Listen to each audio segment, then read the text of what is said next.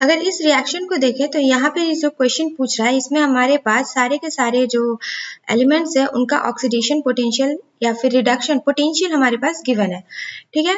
और यहाँ पर हमें पूछ रहा है कि जो स्टैंडर्ड इलेक्ट्रोड पोटेंशियल है वो कौन सा फिजिबल होगा, यानी कि रिएक्शंस होंगे, ठीक है।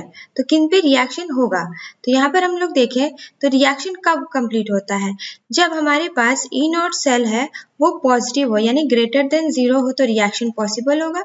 एंड अगर ई नॉट सेल का वैल्यू लेस देन 0 होगा तो वो रिएक्शन क्या हो जाएगा, नॉट पॉसिबल होगा। तो हमें चेक करना है कि इसमें ई नॉट सेल का वैल्यू ग्रेटर देन है या लेस देन है। अगर यहाँ पर हमारे पास लेस देन 0 है यानी नेगेटिव में है तो वो रिएक्शन नहीं होगा, ठीक है। तो वही हमारा आंसर भी हो जाएगा। तो चलिए चेक करते हैं one by one.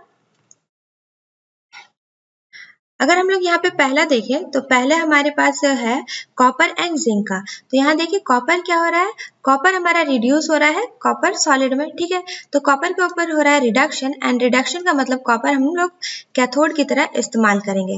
And similarly यहाँ पर देखें जिंक का, तो जिंक क्या हो रहा है, जिंक यहाँ पर हो रहा है ऑक्सीडाइज एंड ये हमारा एनोड की तरह इस्तेमाल होगा। तो ई नॉट सेल का हमको फॉर्मूला पता है, जब ई नॉट सेल होता है वो क्या होता है, E naught cathode minus E naught anode, okay.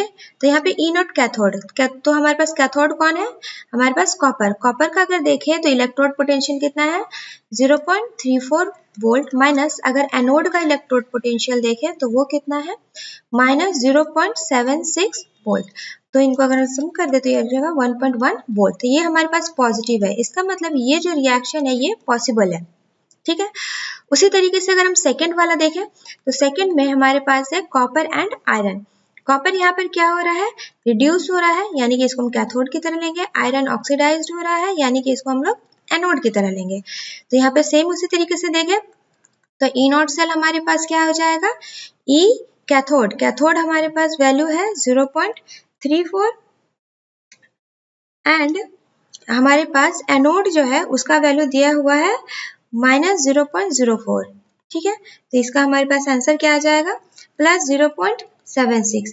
ये भी पॉजिटिव है यानी कि ये रिएक्शन भी पॉसिबल है और ये हमारा ऑप्शन नहीं होगा, ओके।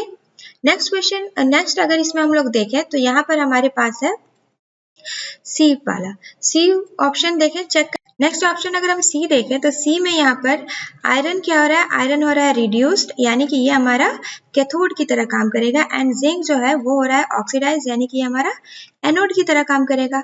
तो अगर जिंक को देखें तो यहाँ पे अगर हम लोग ई नॉट सेल निकालने जाए तो यहाँ पर हमारे पास क्या हो जाएगा, आयरन जो हो जाएगा ये हमारा कैथोड है। तो आयरन का हमारे पास वैल्यू क्या दिया हुआ है, आयरन का हमारे पास वैल्यू दिया हुआ है 0.7, आयरन है हमारे पास 0.76 एंड जिंक का वैल्यू हमारे पास दिया हुआ है, जिंक है हमारे पास, जिंक हमारे पास 0.76 है एंड आयरन है 0.44। तो यहाँ पे पास 0.44 आयरन माइनस जिंक हमारे पास आ गया माइनस 0.76, ठीक है। तो इसमें हमारे पास टोटल वैल्यू क्या हो जाएगा 0.32 वोल्ट। तो ये भी पॉजिटिव है यानी कि ये भी पॉसिबल रिएक्शन है।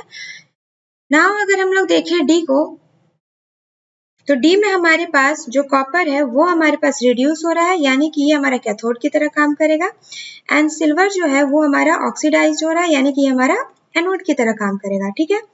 और अगर ई नॉट सेल देखें तो ई नॉट सेल हमारे पास क्या हो जाएगा 0.34 माइनस 0.80, तो ये हमारे पास आ जाएगा माइनस 0.46 यानी यहाँ पर हमारे पास ई नॉट का वैल्यू नेगेटिव में है, कभी भी पोटेंशियल नेगेटिव में नहीं होता, इसीलिए ये रिएक्शन हमारा पॉसिबल नहीं होगा और यही हमारा करेक्ट आंसर होगा। तो इसका आंसर क्या हो जाएगा जी। आई होप आपको ये क्वेश्चन समझ में आ गया होगा।